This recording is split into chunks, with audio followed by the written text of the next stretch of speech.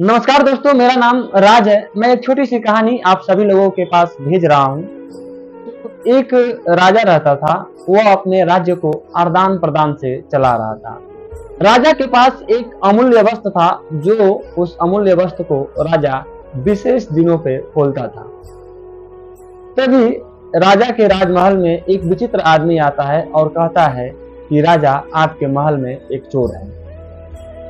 राजा यह कहता है कि हमारे महल में कोई चोर नहीं है, लेकिन राजा के अंदर उस चोर की संभावना व्यक्त हो रही थी। राजा ने जो था उस अमूल्य वस्तु को एक स्थान पे ले जाकर रख दिया। फिर से उस विचित्र आदमी ने कहा कि राजा, आपके महल में एक चोर है।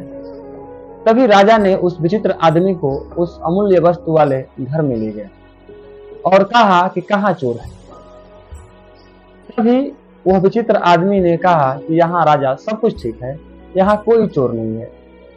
इससे राजा को चिंता होने लगी और कहने लगे कि अरे, आप ही तो कह रहे थे कि राजा, आपके महल में चोर है, और अभी आप कह रहे हैं कि यहाँ बिल्कुल ठीक है। तभी उस विचित्र आदमी ने कहा कि राजा, हाँ, यहाँ बिल्कुल चोर है। वह चोर है जो मुझसे एक अमूल्य वस्तु चुरा कर रखा है। राजा को सारी बात समझ में आ गई। राजा अपने आप के किए हुए कर्मों पे शर्मिंदा होने लगा। राजा कहा कि हाँ, मैं अंदर से यानी आत्मा से मैं बिल्कुल चोर हूँ, जो मैं अमूल्य वस्तु को चुरा कर रखा हूँ। राजा जब सारी बातें समझा तो उस अमूल्य वस्तु को ले जाकर सारे प्रजाओं के सामने खुलकर दिखाया। इस कहानी से हमें यह सीख मिलती है कि हमें अपने आत्मा से कभी चोरी नहीं करना चाहिए।